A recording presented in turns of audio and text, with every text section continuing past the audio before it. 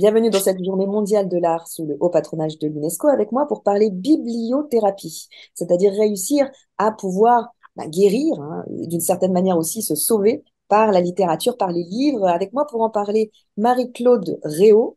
Marie-Claude Réau, vous êtes directrice éditoriale des documentaires jeunesse chez Bayard. Bonjour et merci d'être parmi nous. Et puis Céline Masse. Céline, vous êtes cofondatrice de Love for Livre, une plateforme que vous nous présenterez, et autrice. Mesdames, merci beaucoup d'être là. On va discuter bibliothérapie et peut-être, Marie-Claude, pouvez-vous commencer par nous expliquer exactement votre métier au sein de Bayard. Alors, je suis responsable donc des documentaires jeunesse chez Bayard Édition depuis une petite quinzaine d'années. Ça veut dire publier une quarantaine de livres par an qui s'adressent aux enfants de 5 à 15 ans. Et parmi mon catalogue, je tiens beaucoup à ce que j'appelle les livres pour aider les enfants à grandir, c'est-à-dire notamment une collection de petits livres pour, qui s'inscrit dans une volonté de proposer à la fois aux enfants et aux parents des livres sur des thèmes qui pourraient paraître graves et donc on ne traiterait pas facilement, qui sont des thèmes de société sur des sujets, hélas, d'actualité, du quotidien, qui peuvent être aussi graves que le harcèlement, les violences sexuelles, des thèmes comme la migration que les enfants ont du mal à s'approprier. Et donc, dans mon catalogue, en fait, j'ai souhaité qu'il y ait une grande variété de livres, à la fois des livres pour rêver, s'évader, une proposition qui est assez commune en jeunesse, et puis des livres un petit peu plus graves. Et c'est pour ça que j'ai dit oui tout de suite à la proposition de Florence Dutruc-Rosset de créer une collection qui est devenue Les Contes qui guérissent, qui propose des histoires pour les enfants, qui abordent là aussi des thématiques assez graves. Et voilà, donc on en est au quatrième titre de cette collection et je suis très fière d'être l'éditrice de ces livres. On a hâte d'en découvrir un peu plus. Céline, est-ce que vous pouvez vous présenter, s'il vous plaît? Oui, avec plaisir, Gila. Ravie d'être avec vous. Donc, moi, je suis cofondatrice de Love for Livre. J'ai co-créé Love for Livre il y a 3 ans avec un garçon qui s'appelle Omar Peraza, qui est un chercheur.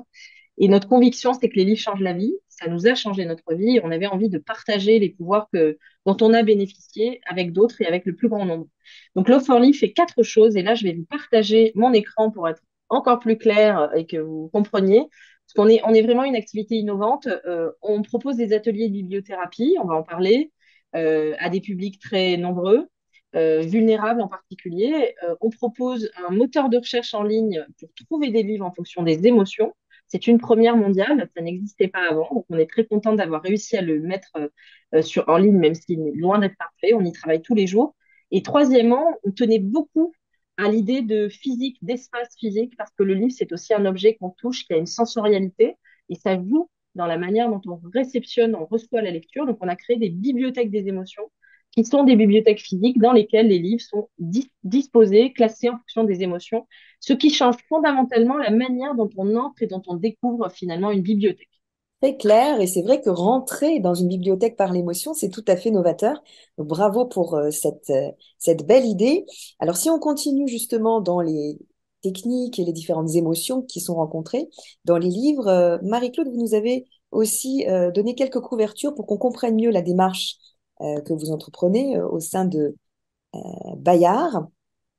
Je vais les partager pour qu'on voit déjà toute cette collection qui est finalement une collection, on va dire, d'apprentissage de la responsabilité sociétale. On a apprendre à dire non, on a stop au harcèlement. Est-ce que vous pouvez nous dire déjà le premier qui a été fait? C'est assez intéressant de savoir dans toutes les causes là qui sont défendues et qui sont très importantes. Et quel était le premier qu'il fallait absolument faire? Alors, en fait, c'est une collection qui a une longévité assez exceptionnelle, hein, puisque les premiers titres se sont faits même avant que j'arrive chez Bayard. Donc, il y a une vingtaine d'années, avec des titres qui étaient défendus, illustrés par Serge Bloch notamment. C'était Apprendre à dire non.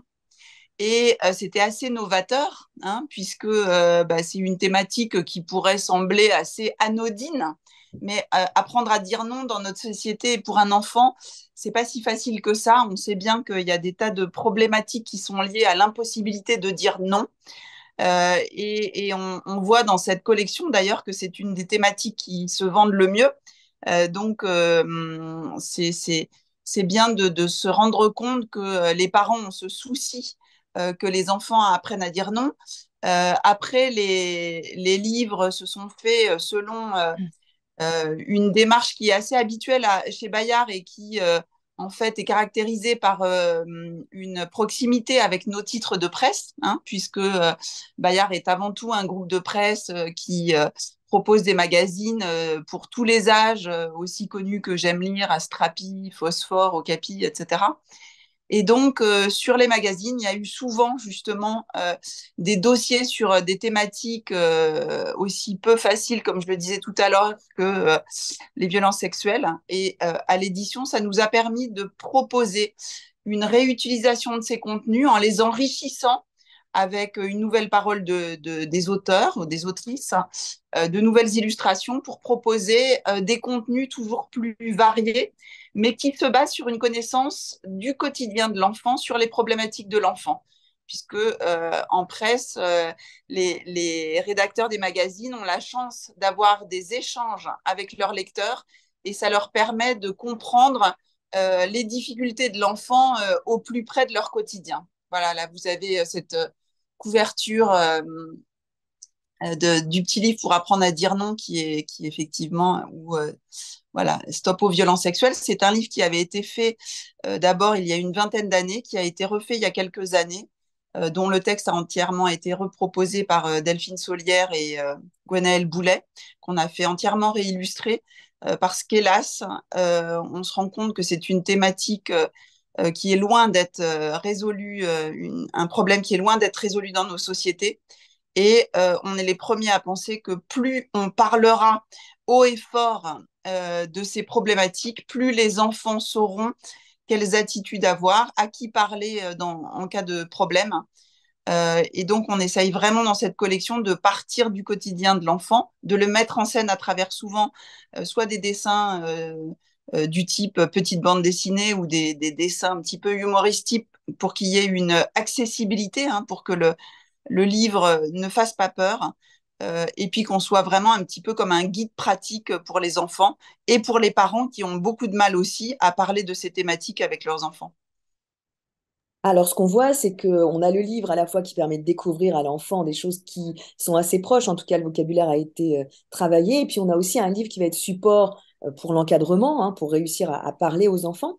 Vous proposez aussi, je crois, dans leur for livre, tout un programme autour de formation, Céline. Est-ce que vous voulez nous en parler? Oui, oui, absolument. En fait, on a ce que vous venez de dire essentiel, c'est qu'il y a le livre. Alors nous, on travaille essentiellement avec de la fiction, hein. Le livre pour libérer la parole, le livre pour apaiser le cœur, le livre pour maîtriser mieux ses émotions, savoir les exprimer, etc. Les bienfaits du livre, notamment en matière de santé, l'OMS l'a établi dans un grand rapport en 2019 et la Commission européenne est en train de travailler sur un projet qui s'appelle Culture and Health, où il est à nouveau démontré que le livre a de nombreux pouvoirs. Mais il est aussi important de pouvoir transmettre le livre sous des formes innovantes, différentes, et parfois avec un nouveau champ de profondeur qui fait que les éducateurs, les médiateurs vont s'en emparer différemment. Et c'est ce qu'on fait, par exemple, pour vous donner un exemple très concret, dans le cadre d'un programme Erasmus+, on accompagne donc des formateurs dans 4 pays européens, donc France, Belgique, Espagne et Italie, qui travaillent auprès de victimes de violences, essentiellement des femmes. Et donc, on les aide aussi, eux, et pas simplement ces femmes bénéficiaires des actions, à utiliser des livres de fiction comme des outils de médiation dans la relation qu'ils ont, dans les activités qu'ils conduisent avec ces femmes. Donc vraiment, le livre et le regard qu'on porte sur le livre et le livre comme outil de médiation, c'est important que ce soit à la fois pour des publics finaux, j'ai envie de dire, mais aussi pour des formateurs, des éducateurs, des animateurs culturels, des soignants, etc., qui finalement n'y pensent pas toujours, mais peuvent utiliser les pouvoirs du livre à des fins d'impact social et d'accompagnement des personnes. Alors, le détour par la fiction, vous l'avez aussi, Marie-Claude, avec cette très belle collection des contes de résilience dont vous nous parliez. Je vais vous présenter les couvertures. On a le châle de Nona, je vous laisse nous le présenter. Oui, donc le premier livre de cette collection, c'était La princesse sans bouche.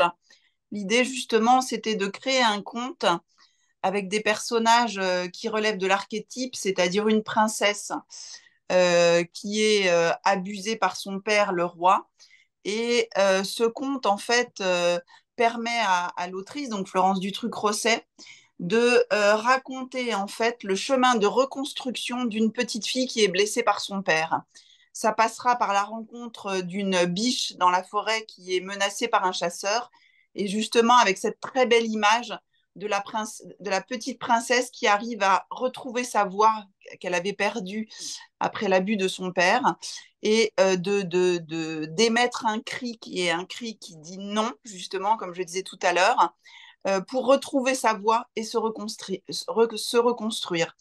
Et donc, ce qu'a de merveilleux le conte, c'est qu'en fait, c'est une forme rassurante, c'est une histoire, je le disais, avec des personnages assez généraux, assez universels, dans lesquels justement chaque enfant peut se retrouver.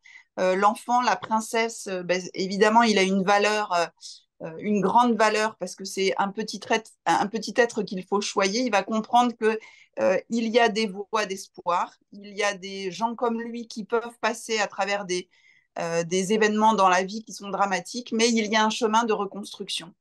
Et toute la thématique de ces contes qui guérissent, que ce soit la séparation qu'on va faire cette année, que ce soit le deuil à travers le châle de Nona, ou que ce soit les maltraitances à travers le secret de l'arbre creux, en fait, ça permet aux enfants de comprendre d'abord qu'ils ne sont pas seuls à vivre ces drames, que d'autres enfants les vivent aussi, donc déjà une façon de se sentir moins seul, et de comprendre à travers cette histoire très douce, délicatement menée, qu'il y a un chemin vers la résilience et un chemin d'espoir.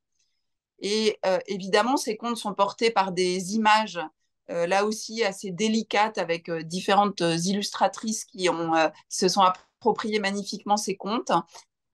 Et là aussi, l'enfant, avec le parent, avec l'éducateur, avec l'instituteur, peut, à travers des lectures qui peuvent être évidemment répétées, comprendre la symbolique du conte, comprendre que l'arbre creux, par exemple, ça peut être une personne qui va l'aider, ça peut être une infirmière qui va l'avoir écouté, ça peut être un adulte bienveillant, et trouver son chemin, un petit peu comme le petit pousset qui va trouver ses cailloux vers la solution.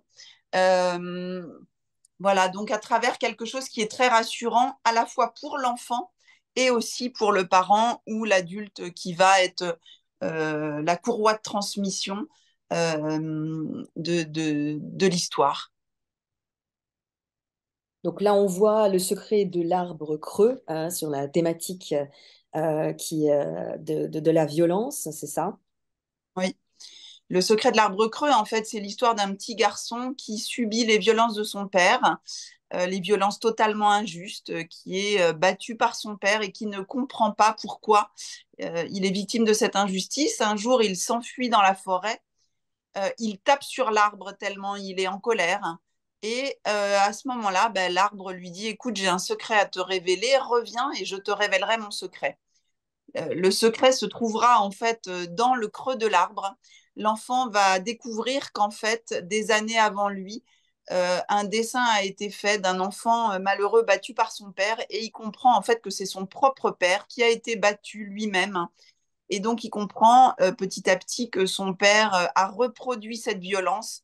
Et donc, en tant qu'enfant, il va se promettre de sortir de cette violence. Il va se donner le droit de grandir hors de la violence, de fonder sa propre famille et de ne pas reproduire ce schéma de violence.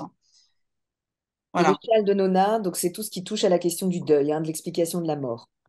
Oui, la mort, c'est évidemment quelque chose qui nous touche tous à un moment de notre vie, et les enfants particulièrement ne comprennent souvent pas ce qui se passe, et les parents sont très démunis face à cette thématique du deuil, ne trouvent pas les mots, ne savent pas ce qu'il faut dire, pas dire, parce qu'ils sont eux-mêmes dans le chagrin, et donc n'ont pas forcément la force de réfléchir à trouver les bons mots. Et le châle de Nona, c'est l'histoire de cette petite fille qui a perdu sa grand-mère, sa nonna qui l'a élevée, et qui va en fait décider d'apporter en haut de la montagne magique son châle à sa nonna qui est morte, pour l'aider à passer une bonne seconde vie. Enfin, on ne sait pas ce qu'il y a après la vie, mais voilà. Et donc, elle va traverser des épreuves en traversant une forêt. Elle va peut-être être aidée par un guérisseur qui va lui donner une potion. Elle s'en servira ou elle ne s'en servira pas. Mais cette progression à travers la montagne, évidemment, symbolise le chemin de reconstruction de cette petite fille qui va parvenir en haut de la montagne et voir s'élever un oiseau qui va s'envoler devant elle une fois qu'elle aura pu apporter son châle à sa nonna et donc comprendre qu'une nouvelle vie s'offre à elle malgré la disparition de sa grand-mère. Alors, j'ai eu la chance de pouvoir interpréter La Princesse sans bouche en audio. C'est vrai que c'est très important, les contes, de pouvoir les entendre. Et d'ailleurs, la bibliothérapie, ça passe aussi par l'oralité. Céline, est-ce que vous pouvez nous dire comment est-ce que justement on guérit par l'oralité? Vous nous parliez de certaines personnes qui sont sur le terrain, de formation de formateurs. Est-ce que vous-même, vous avez de la lecture à voix haute que vous faites pour pouvoir aider les personnes autour de vous? Oui, absolument. L'audio a des capacités, en fait, le son est le canal qui va le plus toucher les émotions de tous les canaux qu'on peut utiliser. Donc la lecture audio, ça a été étudié. Nous, on fait beaucoup de recherches, je ne l'ai pas mentionné, mais on fait énormément de recherches sur tous nos programmes, a des vertus apaisantes, a des vertus presque méditatives. En fait, ça fait rentrer la conscience dans ce qu'on appelle l'état de conscience modifié. C'est pour ça qu'on lit des histoires aux enfants avant de dormir. Hein. C'est pas simplement parce que ça nous amuse, c'est parce que ça les endort. Véritablement, ça les capte, ça les hypnotise. Donc l'audio a des vertus très fortes. Quand on est en terrain, par exemple, de guerre, terrain sensible, pour avoir moi-même fait de l'humanitaire dans de nombreux terrains, on a ce qu'on appelle les cercles magiques, c'est-à-dire qu'on est dans un terrain difficile, parfois avec des bombes à quelques mètres, et là, vous avez d'un coup une lecture à voix haute, et là, les gens vont se rassembler, et là, le temps va s'arrêter. Parce que l'audio, encore une fois, après, il y a des techniques de lecture particulières qui sont plus favorables à des pauses, qui vont laisser la voix accompagner les mots avec une forme de musicalité. Mais au-delà de ces techniques, pour quelqu'un qui lit, eh bien, on est capable d'embarquer les gens dans une histoire et de surtout permettre à leur imagination de se déployer. Et ça, je trouve que c'est fondamental. Quelque chose qui m'a touché beaucoup dans ce que vous présentiez, Muriel, c'est cette idée que je reprends la phrase de Neil Gaiman, le livre et la fiction, ça vous permet de penser que le monde peut être différent. Et ça, je trouve que c'est absolument fondamental, c'est-à-dire que le livre de fiction ouvre en vous une brèche dans une vie quotidienne, parfois très difficile. On a tous nos soucis, nos traumas et nos difficultés. Et cette brèche-là, c'est celle qui vous permet de faire entrer la lumière et c'est celle qui vous permet finalement d'être l'autrice ou l'auteur de votre vie, de réinventer votre vie, quand bien même elle a été jonchée d'obstacles, de difficultés, de douleurs. Et une deuxième chose fondamentale que je veux dire par rapport à ça, et qu'on voit beaucoup dans les lectures à voix haute collectives, nous on le voit beaucoup sur le terrain, c'est le fait de se reconnaître en l'autre. C'est-à-dire que le livre finalement devient un médiateur dans la rencontre entre soi et soi-même et les autres. Et on le voit beaucoup, par exemple, auprès d'enfants, on intervient beaucoup auprès d'enfants et d'adolescents en difficulté, migrants, difficultés sociales, difficultés éducatives. La lecture à voix haute, ça crée effectivement comme ce cercle autour du feu, où en fait l'enfant va reconnaître en l'autre une situation qu'il a vécue et donc va se sentir moins seul grâce au livre et grâce à cette lecture collective. Et donc, on va se dire, bien, si je ne suis pas le seul ou la seule à vivre ce drame, à vivre cette difficulté, ou simplement une question existentielle, ce qui nous arrive à tous en tant qu'être humain, eh bien, il y a une chance que je puisse y arriver. Et ça, c'est absolument magique. Et moi, je dis vraiment, le livre est une cause, et c'est une cause de notre siècle. Elle n'est pas encore assez accessible, le livre n'est pas assez accessible. On doit se battre, on doit s'engager pour que ces merveilleux outils soient vraiment accessibles au plus grand nombre et que la lecture redevienne finalement comme manger 5 fruits et légumes par jour, comme faire de l'exercice physique, quelque chose qui fasse partie de notre quotidien. Je rappelle juste qu'il suffit de lire peu, mais souvent, pour que les pouvoirs du livre prennent plein effet. Merci beaucoup. Un mot peut-être sur l'histoire de la bibliothérapie, puisque ce que vous décrivez est connu quand même depuis très longtemps, et ça, sans doute, les personnes qui nous écoutent aujourd'hui seront avides de le savoir. Céline, est-ce que vous pouvez nous rappeler très rapidement cette histoire de la bibliothérapie? Oui, c'est une vieille histoire qui date de l'Égypte, mais qui en réalité a pris forme dans les années 1920 par une femme formidable qui s'appelle Sadie Peterson Delaney, qui est libraire, enfin, bibliothécaire, librarian à l'hôpital d'Alabama, qui voit les soldats arriver de la Première Guerre mondiale et qui va leur lire des livres spécifiques en fonction de leur parcours, de leur personnalité. Et c'est à ce moment-là qu'un de ses compatriotes, Samuel Crothers, qui est un anglican américain, enfin un pasteur américain engagé contre l'esclavage, décide de créer le mot bibliotherapy. Donc, ça naît en 1916 et depuis, ça n'a pas cessé d'être étudié, surtout aux États-Unis, mais maintenant, ça se développe en Europe et en France en particulier. Merci beaucoup. Peut-être un dernier mot, allez, un message que vous voudriez nous donner sur l'importance du livre, sur l'importance de la lecture pour l'enfant. Marie-Claude, quel est votre message pour cette journée mondiale de l'art?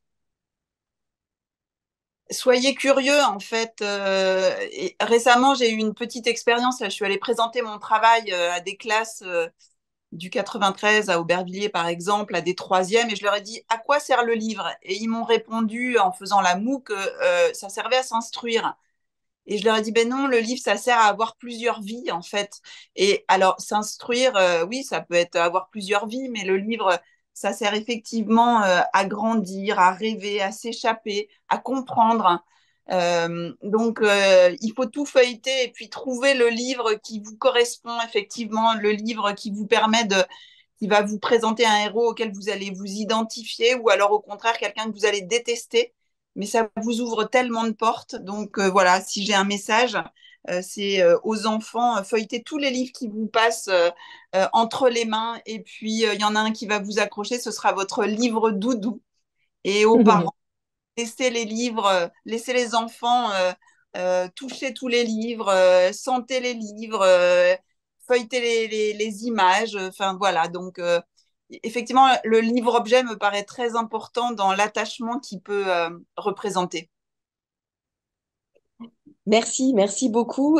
Céline, vous aurez le dernier mot sur un message sur l'art livresque pour cette journée mondiale de l'art. Eh bien, l'art livresque, je dirais qu'il rime avec liberté. Ne vous sentez pas obligé de lire un livre jusqu'au bout.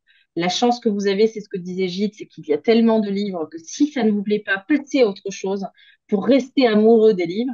Et le deuxième message, c'est cette petite dose de littérature chaque jour, de lecture, de plaisir. Eh bien, il suffit de lire 6 minutes pour que votre stress baisse de 67%. C'est Oxford qui le dit, c'est pas moi. Et ça suffit à nous convaincre qu'un tout petit peu de lecture peut nous amener vers de plus longues lectures, etc., etc. Soyez amoureux des livres, finalement, en commençant avec une petite dose chaque jour. Merci mesdames, merci beaucoup. Nul doute que votre message sera entendu pour cette journée mondiale de l'art. Bonne continuation à toutes les deux et merci de votre temps. Merci beaucoup. Merci beaucoup.